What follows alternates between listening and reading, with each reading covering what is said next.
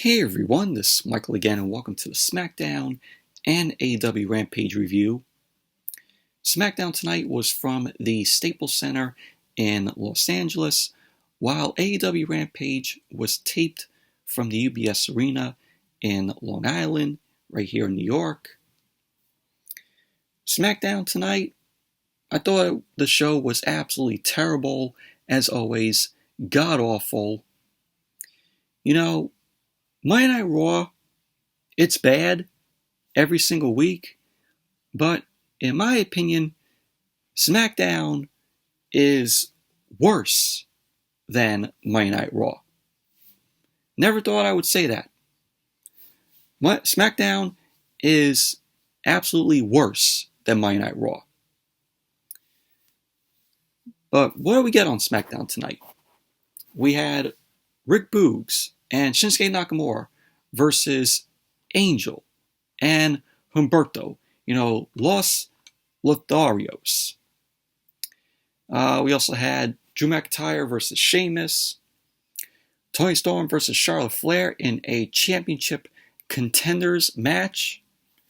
Why are we still doing these championship contenders matches? Why is WWE still doing it? They don't need to do championship contenders matches.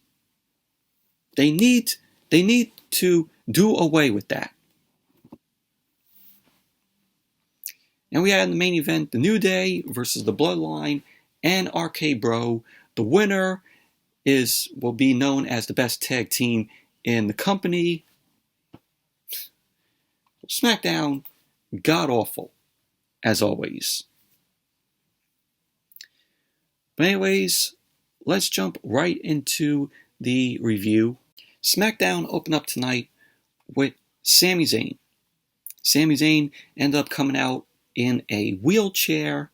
He had a neck brace on him, and he was being pushed to the ring by two male nurses. And the only reason why Sami Zayn is in the wheelchair is because of what we saw last week, where Brock Lesnar pretty much destroyed Sami Zayn. And that was WWE just burying Sami Zayn. He not only got destroyed by Brock Lesnar, but he also got destroyed by Roman Reigns, which Roman ended up spearing Sami and retaining the Universal Championship. So that is why Sami Zayn was shown in the wheelchair tonight, wearing the neck brace. So we saw footage of that from last week. With Brock Lesnar destroying Sami Zayn, Roman Reigns spearing, also Sami Zayn retained the Universal Championship. So Sami Zayn was in the ring. He had a mic in hand. The fans were booing him. Sami Zayn then introduced himself. He ended up saying that he is the toughest man in WWE history. He was like, don't judge it on what you see right now. Sami Zayn ended up saying that it took two of the most dominant superstars in WWE history to do this to him, Brock Lesnar and Roman Reigns. So Zayn went on to say that, isn't it weird how two guys that can't stand each other work together to make sure he didn't win the Universal Championship? He ended up saying that he doesn't want to call it a conspiracy, but he was robbed. We all knew that Sami Zayn wasn't going to win the Universal Championship. Roman Reigns was going to bury Sami Zayn either way. So Sami Zayn ended up saying what hurt the most wasn't the first or second F5 from Brock Lesnar, but Brock Lesnar betraying him. Sami Zayn ended up saying now he has to do something about it. He has to do something right, and that he has to stand by his convictions. So Sami Zayn ended up saying that he must sue. So he ended up saying that he's going to sue Sony Deville. He's going to sue Adam Pearce. He's going to sue the referee in last week's match. He's going to sue Roman Reigns. He's going to sue Brock Lesnar. He's suing Paul Heyman. He's going to sue everybody who had anything to do with robbing him of his Universal Championship opportunity. So Paul Heyman ended up interrupting. He ended up coming out. He apologized about how we've had to listen to the spiel on suing and litigation from Sami Zayn. Paul Heyman ended up saying that Zayn is doing his people's shtick because his people run the show. So Paul Heyman ended up doing his introduction. Sami Zayn interrupted, saying that he's trying to talk and that Paul Heyman is blocking him from talking. So Paul Heyman ended up going on with his introduction of the tribal chief, Roman Reigns. And Zayn was like, "Oh, I'm not finished talking." So Sami Zayn ended up saying that he also knows Roman isn't here tonight. Which, in fact, Roman wasn't on the show tonight. So Paul Heyman ended up saying that Reigns is on a 1-week sabbatical, training for day 1. So that is why Roman Reigns wasn't on the show tonight. So Sami Zayn was up out of his wheelchair. He was threatening to rip Paul Heyman's head off.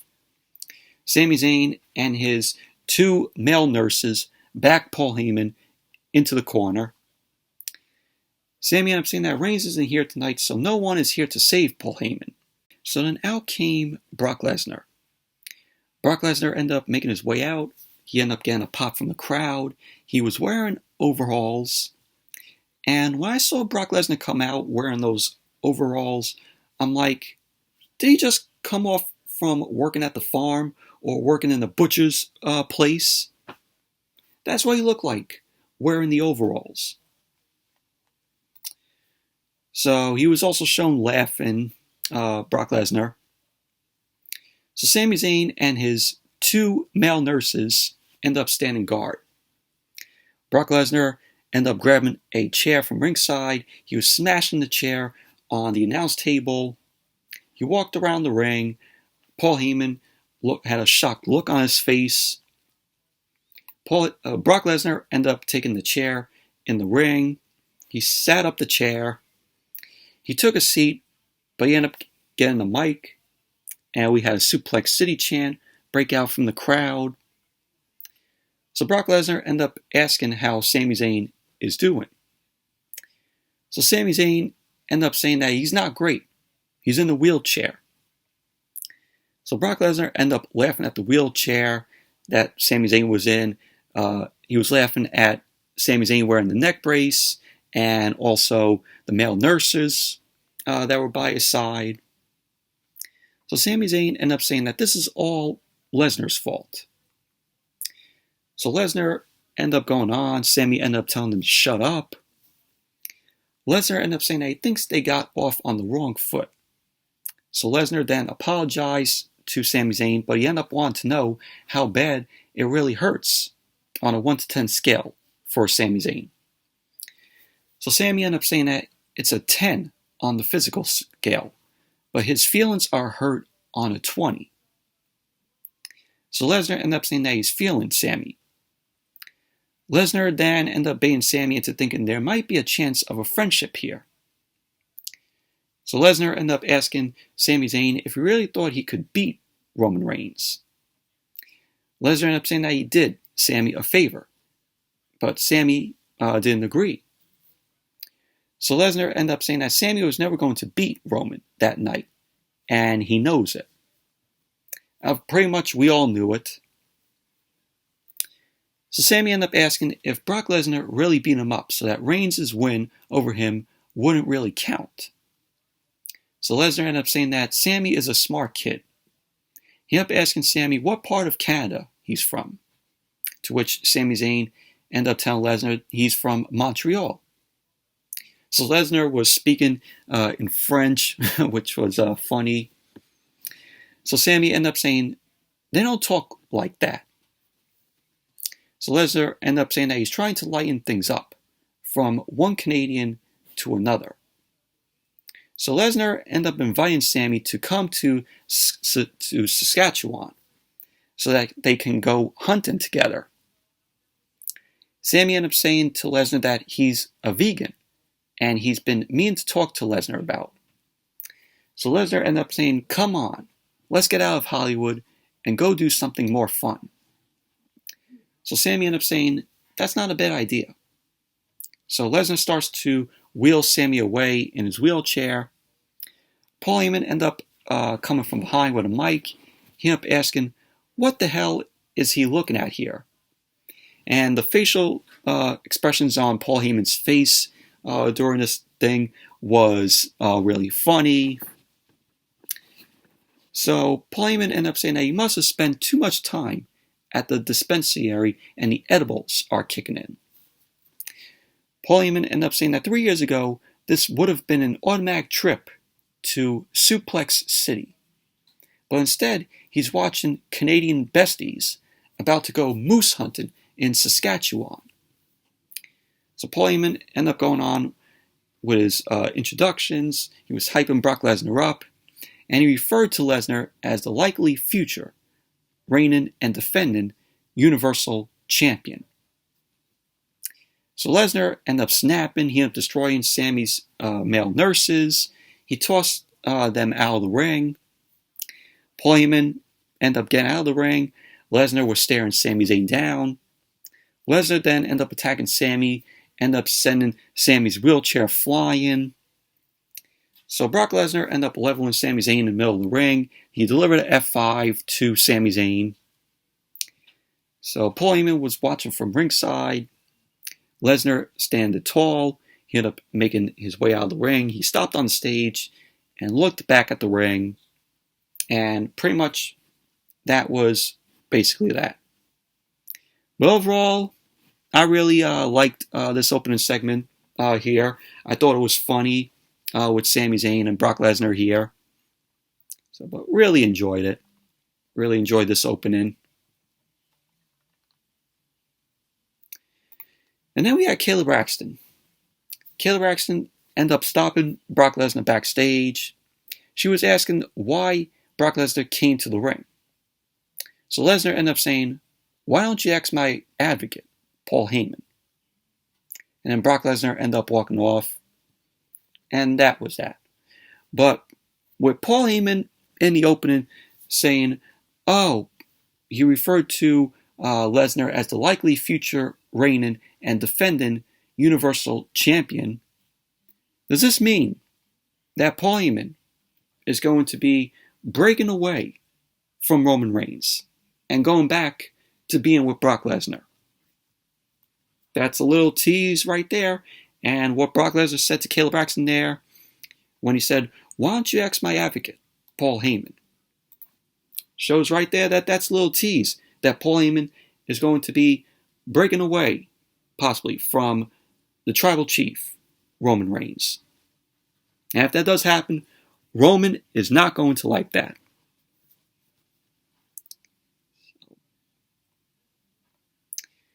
And then we had Angel and Humberto, Los Lotharios, versus Rick Boogs and Shinsuke Nakamura. How many times have we seen this? What was so different than any of the other times that we've seen these guys compete? Nothing. Nothing new. So Rick Boogs ended up shredding his guitar while Angel and Humberto were already in the ring. He introduced Nakamura, of course. Both Nakamura and Boogs headed to the ring. Pat McAfee, as always, marking out on the announce table. Humberto started off the match with Rick Boogs. So Boogs ended up destroying Humberto. Boogs yanked Angel over into the ring, and he ended up dropping him, sent him out of the ring. Humberto ended up attacking from behind. He ended up applying a submission on Boogs. Boogs ended up powering up, ended up spinning Humberto around on his back. Nakamura came in, nailed the Kinshasa to Humberto, and there you go. Nakamura and Boogs end up winning the match. So basically, this match was all but Boogs, and then Nakamura was only used in the end there, just to come in and hit the Kinshasa to Humberto. That was that. Overall, awful match. Same shit. Nothing was different than any of the other times you saw these guys compete. So then we went backstage. We saw Kofi Kingston, Sir Kofi Kingston, the Viking Raiders, Ricochet, Mansoor, and Drew Gulak they were looking at something that was under a purple cloth. So Kofi ended up stopping Eric from taking a peek underneath the purple cloth. So this was going to be Xavier Woods, King Woods' crowning moment. So then SmackDown went to commercial. Then when SmackDown came back from the commercial, we saw the guys there, Sir Kofi Kingston, the Viking Raiders, Ricochet, Mansoor, and Drew Gulak. So Xavier Woods, King Woods, ended up appearing. Kofi was given a speech in his royal accent. So Woods' new crown is presented as Kofi ended up bringing it from under the purple cloth. So it was Xavier Woods' new crown that was underneath the purple cloth.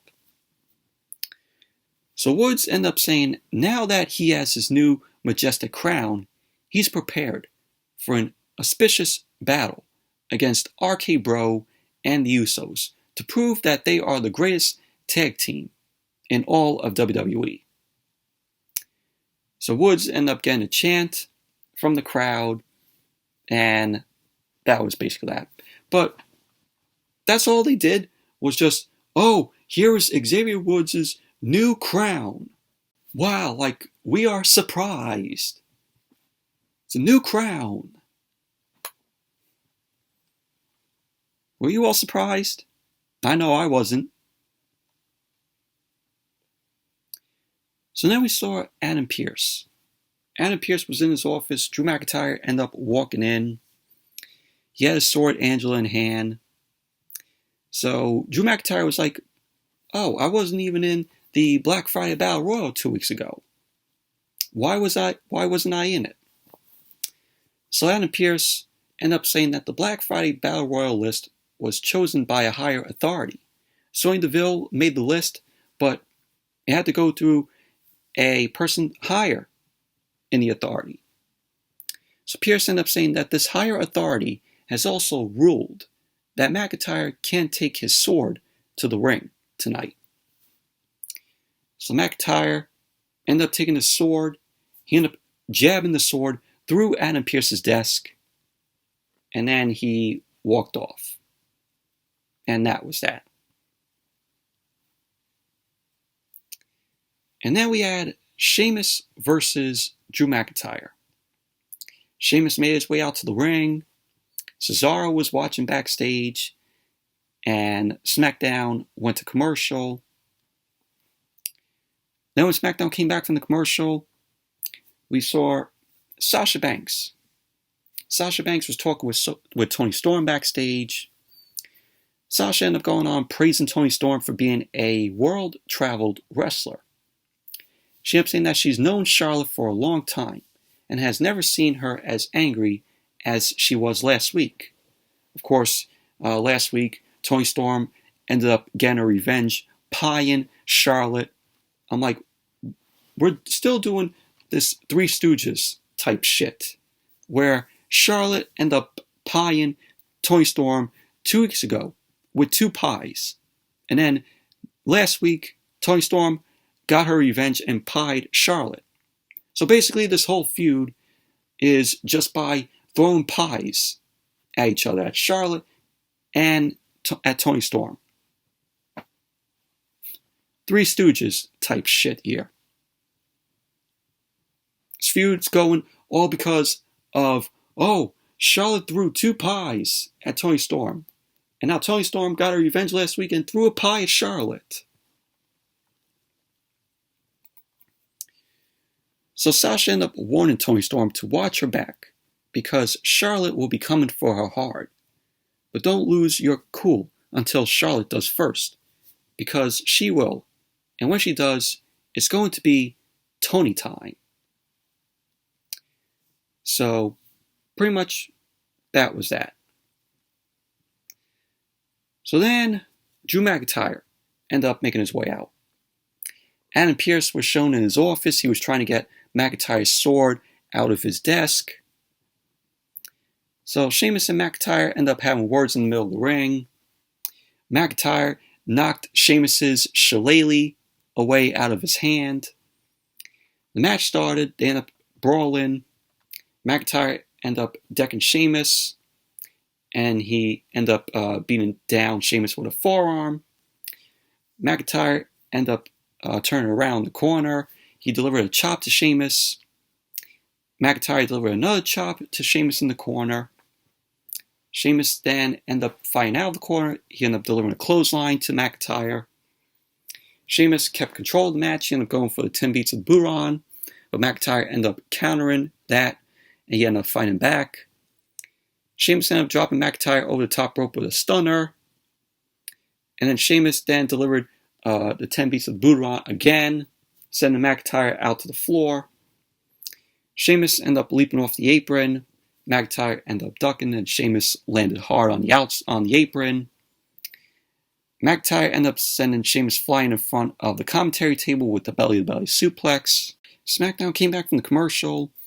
We had Sheamus end up delivering the Irish Curse backbreaker on McIntyre. He went for the cover. McIntyre kicked out too. So we had Sheamus end up decking McIntyre, end up scooping him up. McIntyre ended up sliding out with another chop to Sheamus. McIntyre delivered a Future Shock DDT and a kip up. So McIntyre was waiting in the corner. He ended up delivering a Claymore, but Sheamus ended up meeting him in midair. He ended up delivering a knee strike to McIntyre. Sheamus ended up covering. McIntyre kicked out at 2. So McIntyre ended up dodging the bro kick from Sheamus. He ended up rolling Sheamus up for a 2 count. So McIntyre delivered a Glasgow Kiss headbutt, and Sheamus delivered a headbutt of his own to McIntyre. Sheamus ended up sending McIntyre to the corner, but McIntyre ended up coming right back with a Claymore. So McIntyre ended up going for the cover, and there you go. Drew McIntyre ended up winning the match. Overall, the match was okay in my opinion.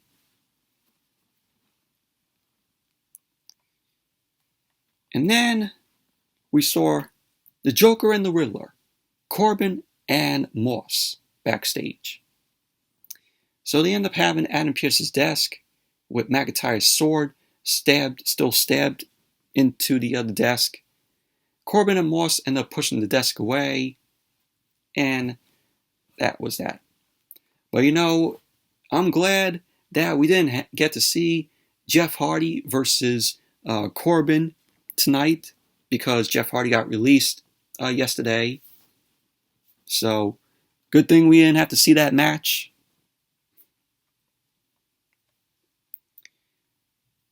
So then we had Michael Cole leading us to a tribute to WWE Hall of Famer Blackjack Lanza, which Lanza passed away on Wednesday. He was 86 years old. So we saw a tribute to that, to Lanza. Next was Sony Deville versus Naomi. So Naomi ended up coming out to the ring, and she ended up posing on the apron as SmackDown went to commercial. Then when SmackDown came back from the commercial, Kayla Braxton ended up stopping Paul Heyman backstage. And Paul Heyman ended up asking Kayla Braxton to stop doing that. Stop walking up on me. So Kayla Braxton ended up asking Paul Heyman about what Brock Lesnar said earlier in the night when she tried to get a word with him, and he referred to Paul Heyman as his advocate. So Kayla Braxton ended up asking if Paul Heyman is Lesnar's advocate, to which Paul Heyman ended up telling Kayla Braxton, please stop doing that too. Okay? Good night. So Kayla Braxton then ended up asking Paul Heyman how he thinks Roman Reigns will react to what happened.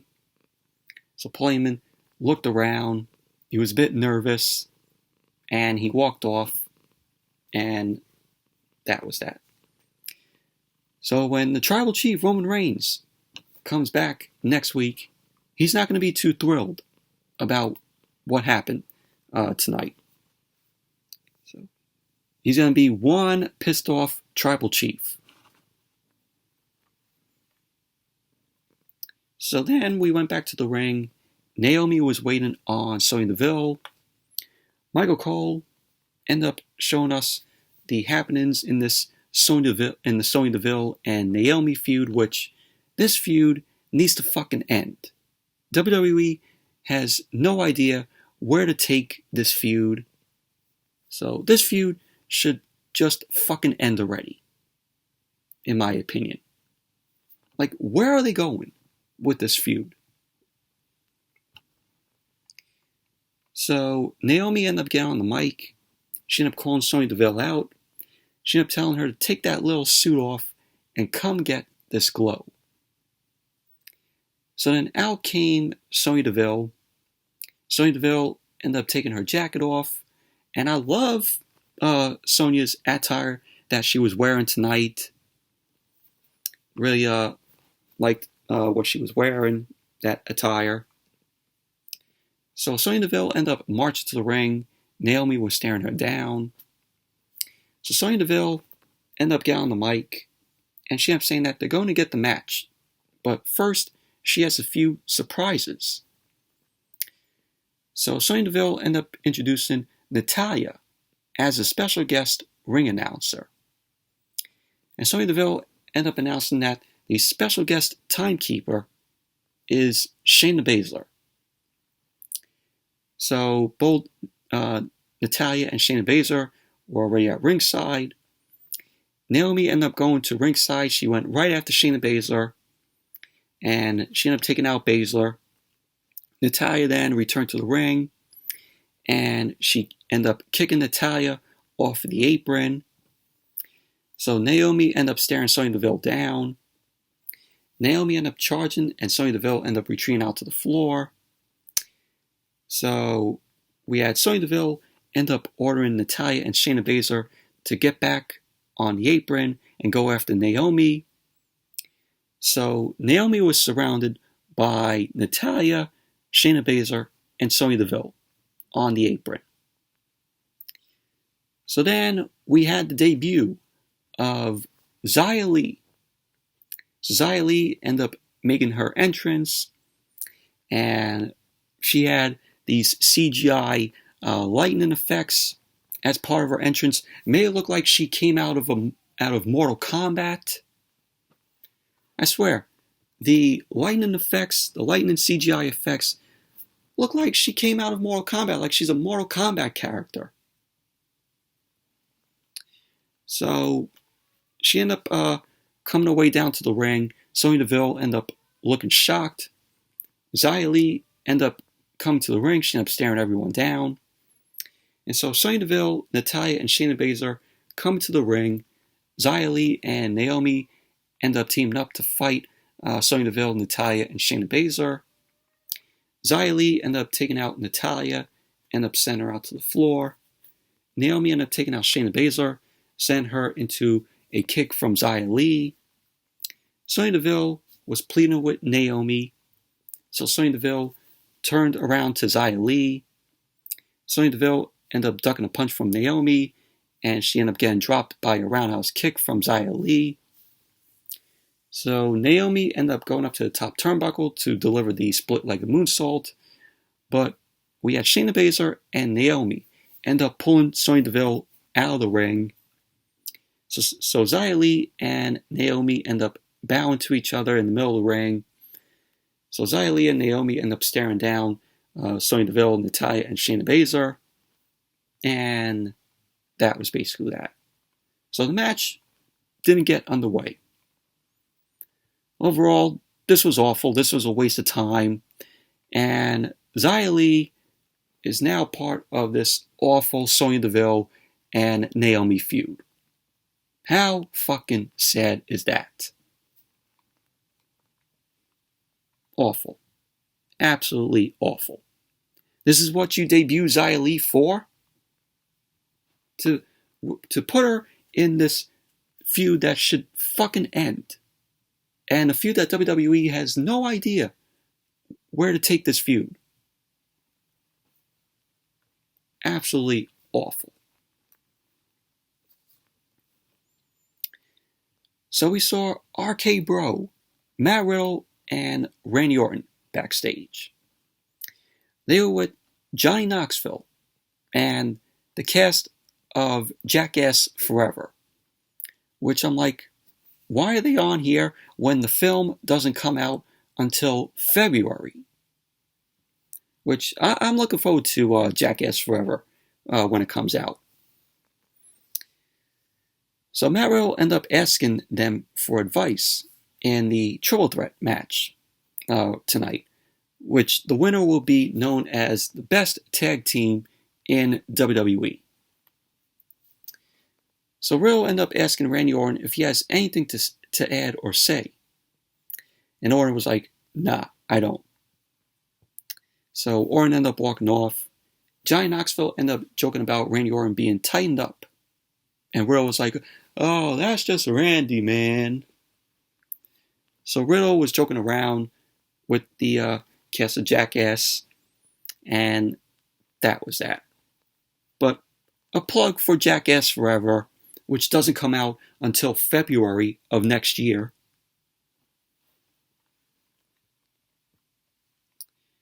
And then we had Charlotte Flair versus Toni Storm.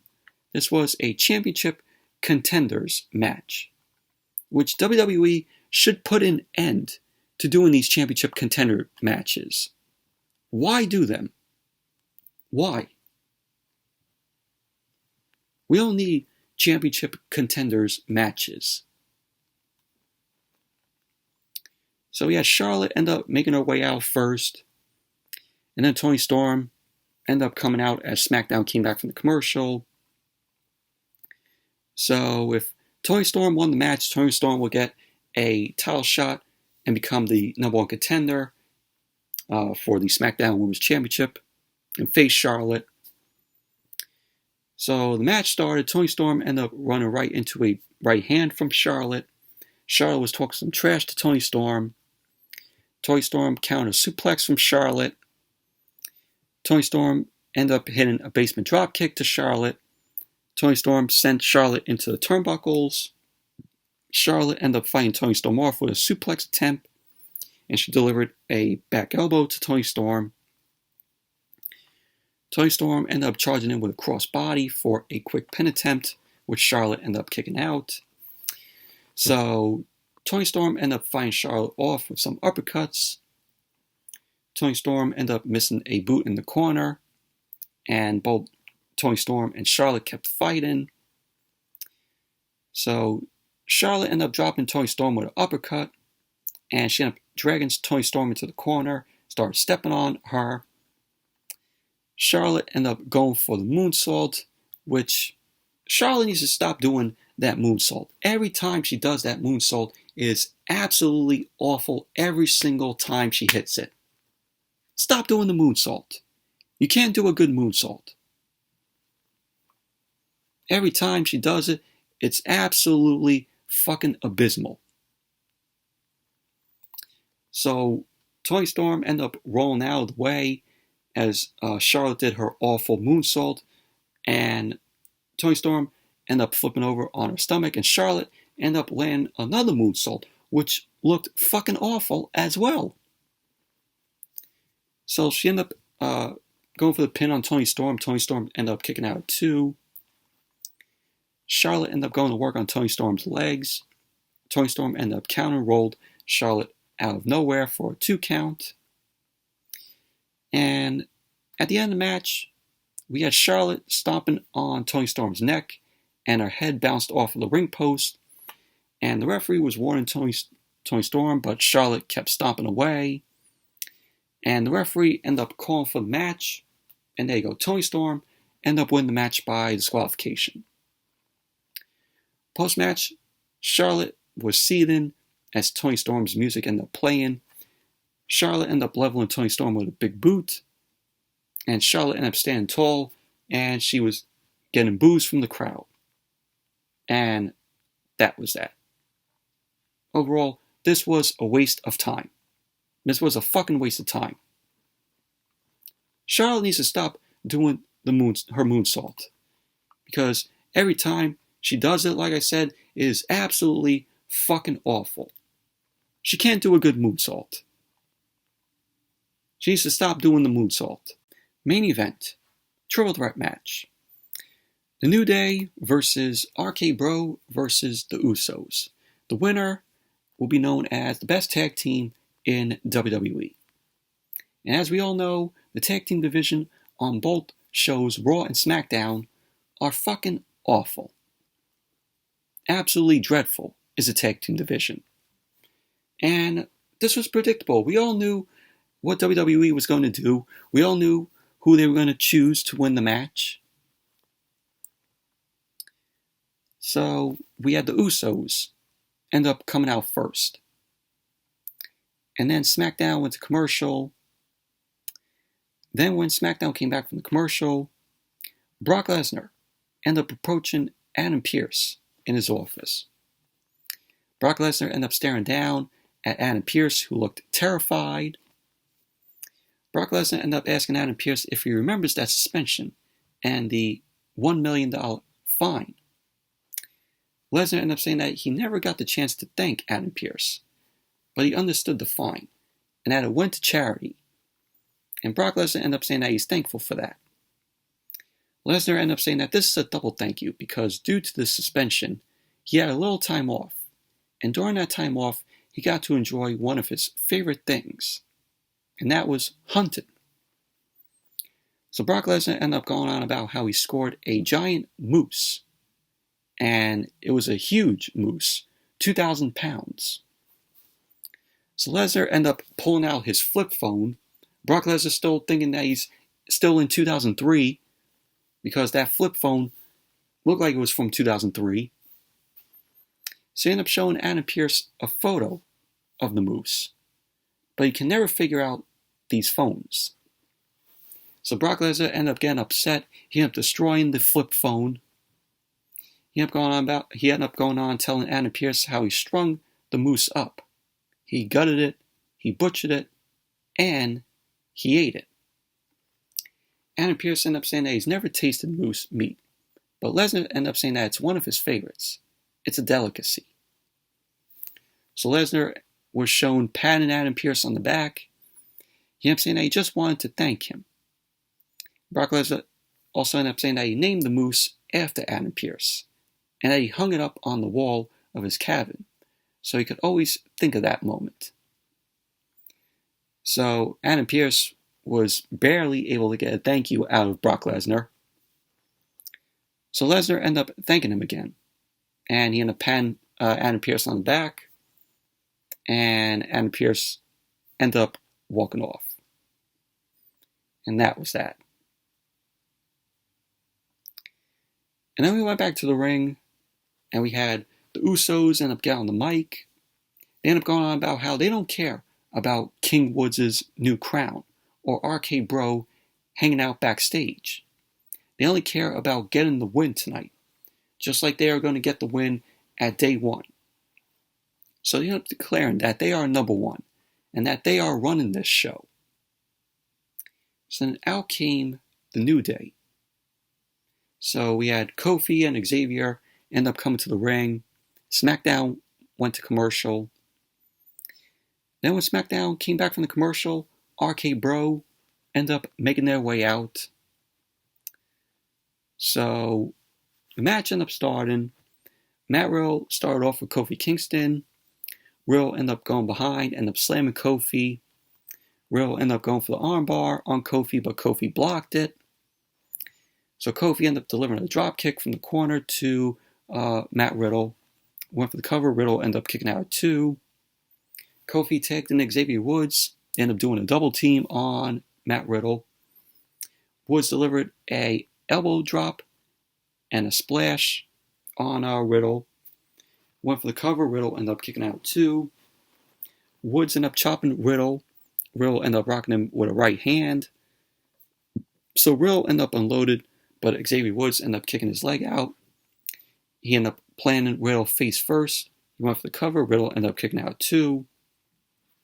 Riddle then ended up leveling Woods. He ended up nailing a big kick to Woods' face. So we had Jay end up tagging in. He ended up decking Matt Riddle. So Jimmy and Jay, they ended up double teaming Kofi as he ended up coming in, sending him out to the floor.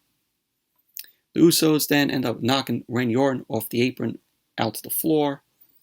The Usos end up running the ropes. They end up nailing 2 suicide dives on both of RKBro and the New Day. So there was a point where Randy Orton ended up slamming Xavier Woods and Kofi Kingston on the announce table, on the top of the announce table. And we had the New Day end up regrouping at the end of the match. Xavier Woods ended up hitting Jay with a backbreaker over his knee.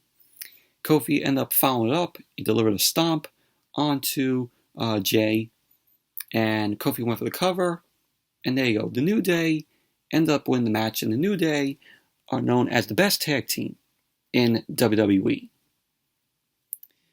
So pretty much that was how SmackDown ended tonight. Overall, I thought this was a decent main event between these tag teams. Wasn't a bad match. But decent main event match. But SmackDown as a whole, it was absolutely terrible. God-awful show. SmackDown is becoming worse than Monday Night Raw. Even though Monday Night Raw is bad, SmackDown is worse. Moving on to AEW Rampage. Rampage was a good show tonight. We had the debut of Hook. Taz's son, Hook, made his in-ring debut tonight. And he took on Fuego del Sol. We had the AEW World Tag Team Championship on the line, where the Lucha Brothers defended the title against FTR. We had Ruby Soho, Tyconti, and Anna Jay versus Nyla Rose, Penelope Ford, and the Bunny. In the main event, we saw Adam Cole versus Wheeler Yuta. So Rampage opened up with the AEW World Tag Team Championship match, the Lucha Brothers defending the titles against FTR. This was a very good matchup here. Really enjoyed this match. So we had Dax Harwood and Rey Fenix start off the match, and FTR ended up taking control. Fenix ended up turning things around. He ended up managing to take down both Harwood and Wheeler as Penta ended up tagging in. Fenix standed on Penta's shoulders, ended up dropping down with a splash, and went for the cover. Harwood ended up kicking out. Wheeler then ended up bringing himself in as Penta ended up trying to hit his glove spot, and Wheeler ended up stopping it.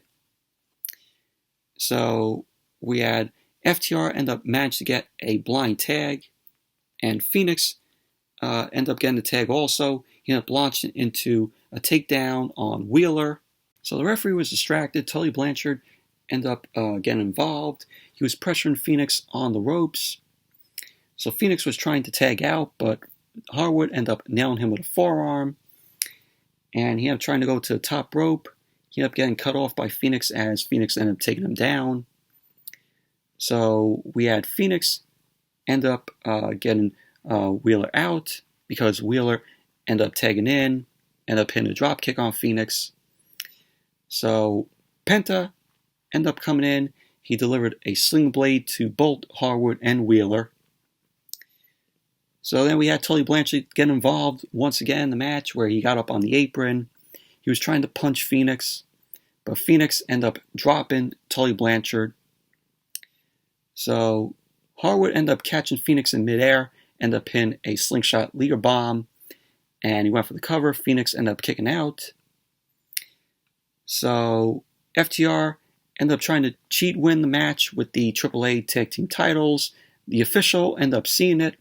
He tried to pull it away, and then Fenix ended up launching himself, and he ended up running across the ropes to kick Wheeler in the face. So in the end, we had Fenix end up launching himself out of the ring, and Penta end up rolling through. So the Lucha Brothers ended up winning the match, retaining the AEW World Tag Team titles.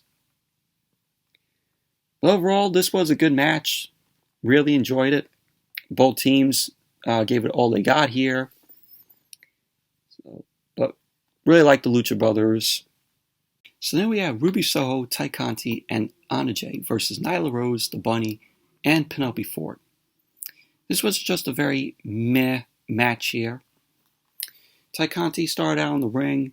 Nyla Rose ended up demanding Ruby Soho to be tagged in.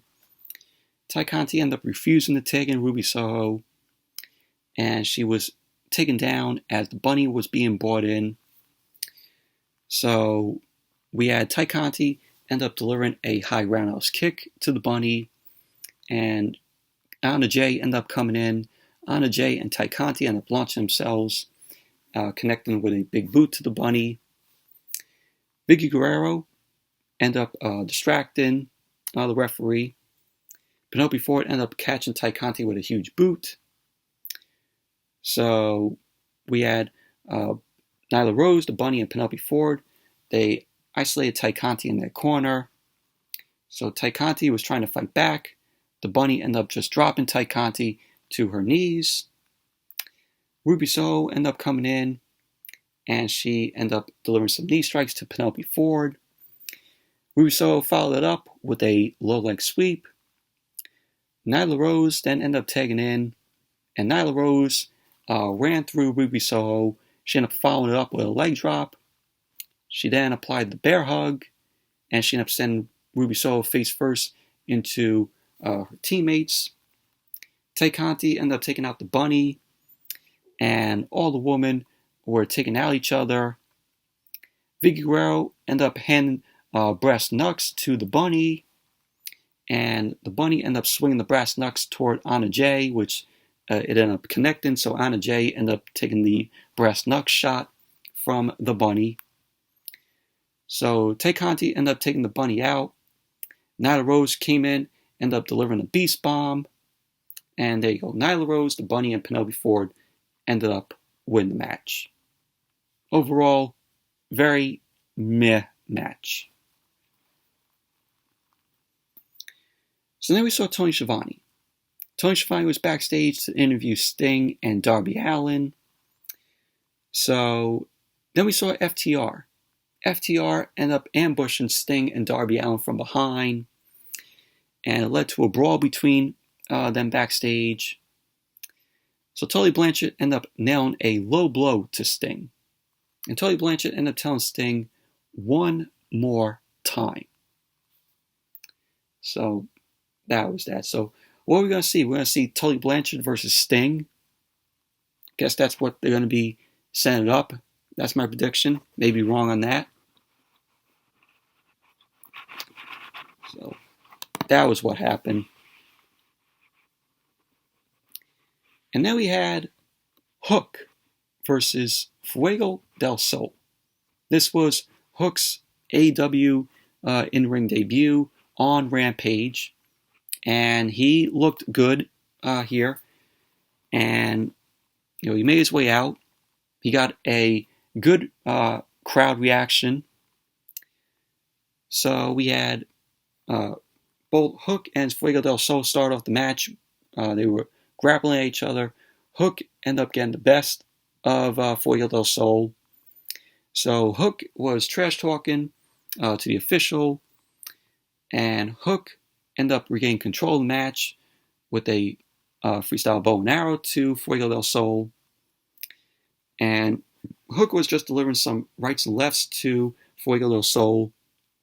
Hook ended up hitting the El Camino, and Fuego ended up firing back with a drop kick. And he tried to go for a tornado DDT, and Hook ended up launching Fuego del Sol and nailed a lariat on him. Hook ended up raging at the mask of Fuego del Sol. He ended up slamming some clubbing blows to Fuego del Sol. And we had Hook end up putting Fuego del Sol with a Katajima. And pretty much that was that. Hook ended up winning the match. Overall, very impressive debut by Hook, even though we all knew he was going to win the match. But he looked good. Taz ended up training his son very well. And then we had Mark Henry. Mark Henry was interviewing Adam Cole and Will Yuta. Adam Cole ended up saying that the best friends are back together. So Mac Jackson was mocking Trent's haircut, his new haircut. And Adam Cole ended up saying that Will Yuta has potential, but he's with the wrong crew. So Orange Cassidy ended up saying that it's about Will Yuta. So he ended up saying that he promises that he'll surprise Adam Cole. So then Mark Henry ended up saying, it's time for the main event. You know, I like when he says that and the whole crowd says it with Mark Henry. So then we went to the main event. Adam Cole versus Will Yuta. Obviously, we all knew who was going to win the match and come out victorious. So Adam Cole ended up being down on Will Yuta. He ended up dropping Yuta to the mat with an elbow strike. So Will Yuta ended up coming back, delivering a drop kick to Adam Cole. Cole came back up, nailed a super kick. He then hit a snap suplex on Yuta. He was mocking Orange Cassidy's kicks. So Yuta ended up delivering a couple of pinfall attempts, and he fired back with a pump kick to Adam Cole. So Cole ended up feinting a kick. He connected with a kick to Will Yuta. And Adam Cole was looking to go for the Panama Sunrise. Yuta ended up responding with a backdrop. And then he hit a crossbody. Yuta then ended up charging in with an elbow strike in the corner to Adam Cole. And then a dive-in elbow strike. So Adam Cole ended up hitting an enziguri. And when he hit the enziguri, Yuta ended up spilling out to the outside. And he ended up grabbing the bottom rope and he bounced back in. He ended up hitting a German suplex to Adam Cole. So at the end of the match, Will Yuta ended up going up to the top, but he ended up getting dropped down by Adam Cole. Adam Cole ended up getting the knees up, and he followed up with a kick to the head. And then Adam Cole ended up nailing the boom and went for the cover. And there you go. Adam Cole ended up winning the match, which we all knew he was going to win. Will Yuta, he's nothing but a jobber, in my opinion. Every match you see with Will Yuta in it, he always loses. So, it's basically a jobber. Post-match, we had Bobby Fish end up appearing from outside of the ring. Bobby Fish ended up pulling Trent out of the ring, and the Elite ended up just being down everyone. And Adam Cole was looking to hit the Panama Sunrise. He ended up hitting a low blow kick to Orange Cassidy. And we had them do the BT trigger on Trent. And pretty much that was basically how Rampage went off the air. Overall, this matchup between Adam Cole and Will Yuta was decent. Even though we all knew Adam Cole was going to win the match. Will Yuta, you know, every time he's in the match, you all know he's going to lose the match. So, overall, Rampage was good tonight. Smackdown, awful as always. But anyways, that's it for my review of Smackdown and AEW Rampage. Thank you all for watching. Hope you all enjoyed this review. Definitely give the video a thumbs up, comment, subscribe, and I'll see you all later.